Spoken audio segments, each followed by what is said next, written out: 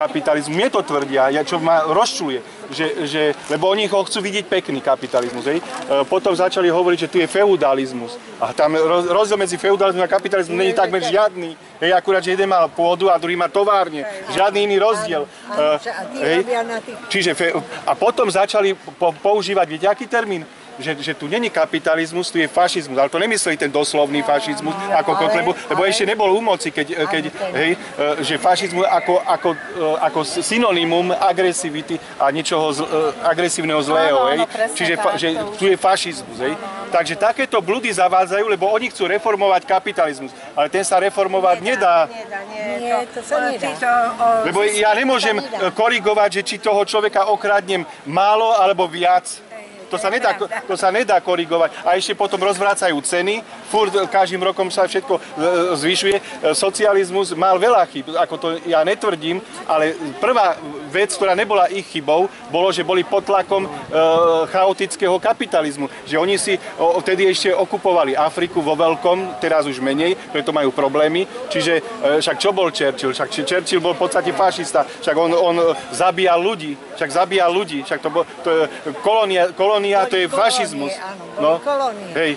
A tie na nich robili. On ich vražil, áno, presne. Za to sa mali tak dobré. A teraz si zoberte, jak sú oni zvrátení. Churchilla sa viem aj dobrých vecí zastať, lebo málo kto má tie dobré, viem tam tie misky váh použiť, hej. Ale čo sa týka, on mal ináč zelenú gumenú hlavu, on proste videl len vraždenie. Teroristov v Indii, to boli vlastencov, nazýval teroristami, ktorí bojovali proti ním, a tí, ktorí s nimi kolaborovali, tak to boli dobrí. Hej? No.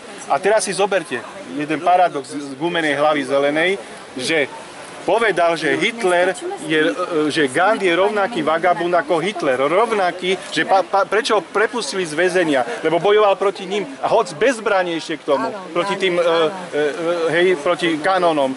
Bez zbraní bojoval. A ešte ten mu bol v zuboch, že má sedieť vo väzení. Za to, čo stvára proti kráľovstvu. Áno. Čiže zvrátená logika. Hej? Áno, tak vidíte, oni všetci uvažovali podľa svojho, len pre seba. Aby mali. Nie obyčajní ľudia, čo? Tých nezaujímali. A kolonisti boli všetci takí. A čo sa týka podnikateľov, drobní podnikatelia koľkokrát sa plahočia, hej, a oni sú radi, lebo potom oni len na tom kapitalistickom princípe potom môžu robiť tieto zverstvá, okrádania, tvrdia, že jak to, že my máme v zákone, že voda je národný majetok, lebo oni si to chcú skúpiť, hej, oni to chcú privlastniť. Čiže hovorím toto, oni sú radi, keď ešte tvrdia, keď niekto, napríklad ten, čo robí topánky, hej, nemá takú klientelu, hej, čiže fakt musí tvrdo makať, aby niečo zarobil, aby prežil. A oni hovoria, vidíte, jak je to ťažké tvrdo, že podnikať, že aké je to ťažké, ale pre tie nadnárodné spoločnosti to není ťažké, lebo ľudia potrebujú počítače, podnikateľa potrebujú auta, potrebujú chleba, čiže pre nich to není ťažké, lebo niektoré veci sa automaticky predávajú, hej? A samozrejme, že umelo vytvorili bohatých, hej, aby mohli nadsadiť ceny. Čiže keby umelo nevytvorili bohatých, čo sa týka určitých funkcií a určitých teda vecí, tak jednoducho by nemohli takéto veci stvárať. V 89. bola na námestí, sme švrgali kľúčami.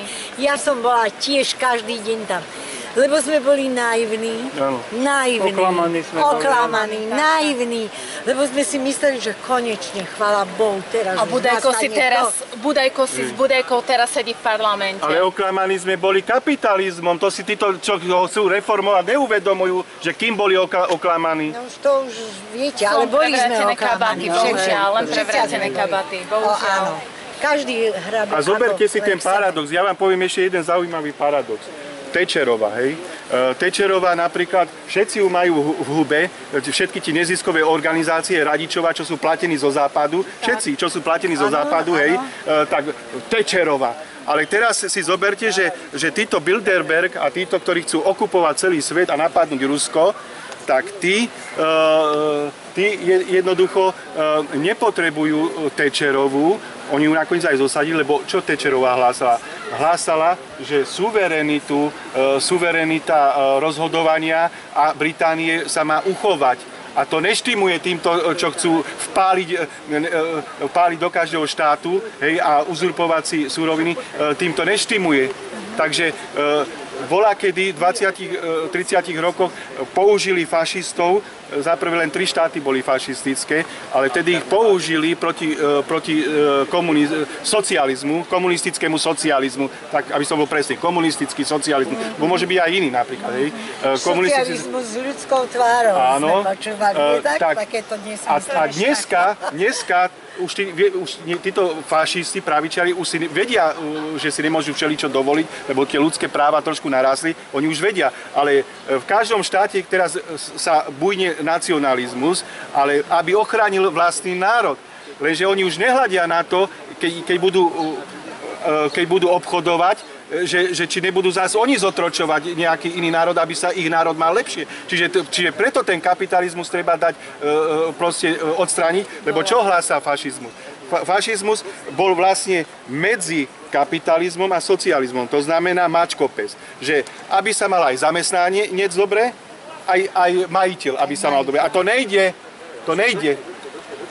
A ešte tam figuroval jeden, čo to riadil, plánovanie, Duče. Ale on napadal aj cudzie krajiny. Takže zase je to imperializmus a kolonializmus, aby si vykryl tú svoju chudobu, ktorá by mu vznikla doma. Ale viete, ono sa to nezmení, lebo vždy budú majitelia, podnikatelia a tí, čo pre nich pracujú. Nebudú. Pani, ako to bude? My sme už zažili socializmus. No, my vieme, že socializmus je životaschopný. V čom bol pomílený? Pomílený v niektorých veciach. Ktorých však povedzte. Čo ja viem myslíte teraz? Asi náboženstvo, nie? No tak to už ani nehovorí. Chodilo sa do kostola. Viete čo? Toho sa mohli ušetriť. A ľudia by čo boli ešte možno tak viacej myslíte? vnímali ten socializmus, že? No čo ja viem, teraz si neviem spomenúť, ale mal nejaké chyby určite.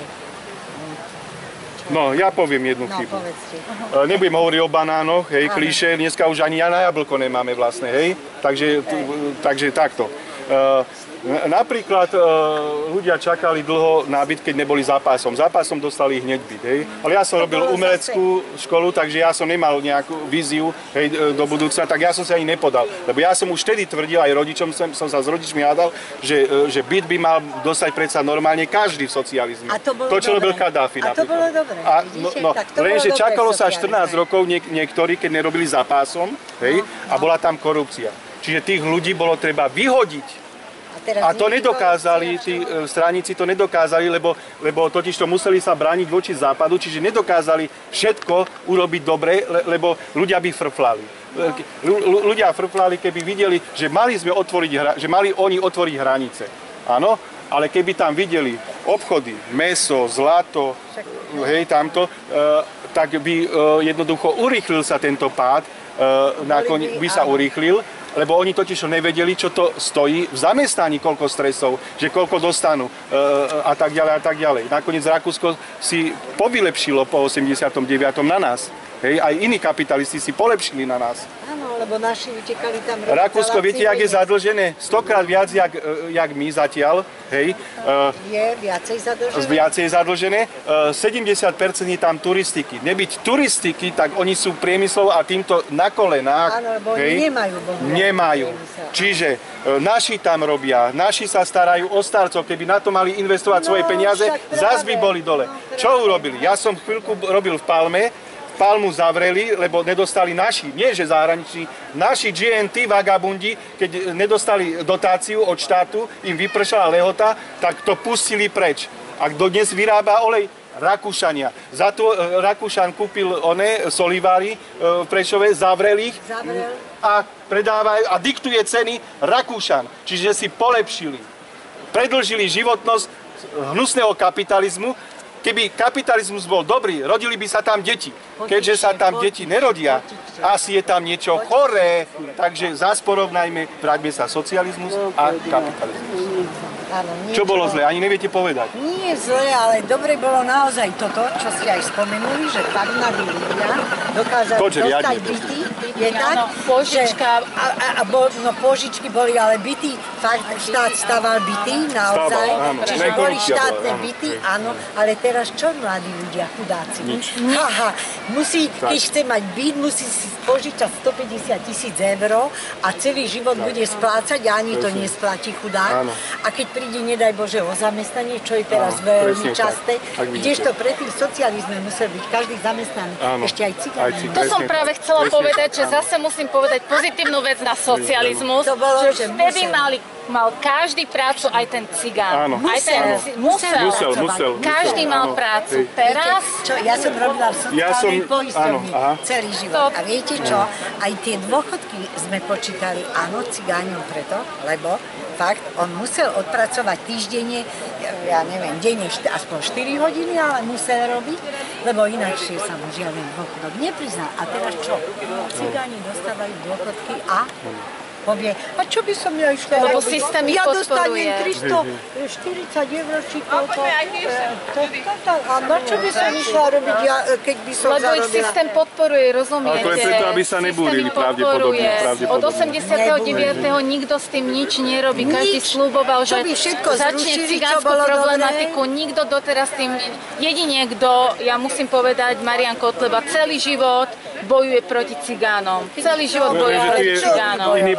Ale on, viete, ja vám poviem takto, ja osobne si myslím, že keby on chytil silu v tom parlamente, on by vedel urobiť zmenu, čo sa týka, lenže tým, že on tam nemá veľkú silu, má tam takých 14 alebo koľko tam má tých poslancov, on je ešte malinký, ale keby vyrastol, tak ja verím tomu, že on by to vedel zmeniť. Celý život mu dupu na hlavu, bijú ho všetko, celý život proti cigánom bojoval. O ďalšiu vec, ja tvrdím, že má byť okrem iného bojujem za nekompromisný stred, politická a ekonomická rovnováha. To znamená, že keď tam dojde Kotleba, bude zdôrazňovať TISA, bude zdôrazňovať aj ideológiu. A ideológia nemá tam čo robiť. Majú sa riešiť len veci obyčajných ľudí, ale to znamená, že nemôže byť kapitalizmus protiprávny, hej, ktorý vlastne je protiprávny, s ľudskými právami nemá nič spoločné. To znamená, že treba ho obmedziť a viac ľudí musí byť založených na socializme a dogma, cirkev a všetko sa musí pobrátať nejakou formou, nájsť riešenie. Tam treba nájsť riešenie. Jediná vec ešte za socializmu... A čo sa týka cirkvi, tak mali určite viac slobody v socializme, jak majú na západe. Tam dokonca mladí opúšťajú cirkev, tam vzniká sekularizácia, čiže tých problémov, to je len, čo vo Vatikáne ukazujú, to je len na oko. Hej, to je na oko. A ja poznám aj ich taktiky, pomáhajú si, jak sa dá, zázrakmi, jak sa dá. Ja poznám jedného farára, ktorému prikázali, aby tam prišiel s ľuďmi a vyhlásil, že tam videli bránu, teraz sa o nejakej bráni hovorí. Proste pomáhajú si, jak sa dá, ale takisto majú banky, takisto majú, ja som už Vojtilovi vyčítal, jak to, že chráni, lebo toto je stará história o tých bankách. Tento to náhodou to spomenul, hej. Čiže aby sa robil aj v ich bankách poriadok. Začal niektoré veci riešiť, aj čo sa týka farári, čo stvárajú, hej, s deťmi a tak ďalej. Dobre, rieši, ale bohatstvo sa nerieši, to je jedna vec. Imigranti, tam treba byť úplne dôsledný. Ja nie som rasista, čiže ja uznávam premiešťavanie sa národov prirodzeným spôsobom. To je jedna vec. Svadbami a tak ďalej. To je prirodzeným spôsobom. Ale nie, že oni tam urobia rozvrat, proste nasadia tam islám, urobia rozvrat a namiesto toho, aby tam išli riešiť tú vojnu, tam presne. Tak, a ten pápež to nevidí, však títo katolíci sa musia obrácať, aj tí živí, aj mŕtvi, že čo tam začína toto neuváženie, akú cestu raziť. Lebo nadbieha vlastne Rockefellerovi a týmto kapitalistickým bandám, vyslovene im nadbieha. A on si neuvedomuje dopady nielen pre kresťanstvo, a však my sme tu prirodzení čo? Ateisti, aj kresťania, to bolo odjak živa.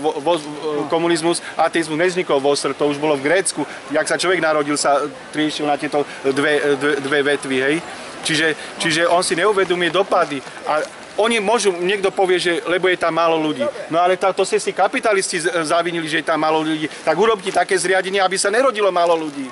A oni ich potom a chcú viac múk získať jednou ranou. Čiže na jednej strane potrebujú rozoštvať čo sme si povedali, to národniarstvo, ktoré by im zabránilo voľnému trhu, to je jedna vec.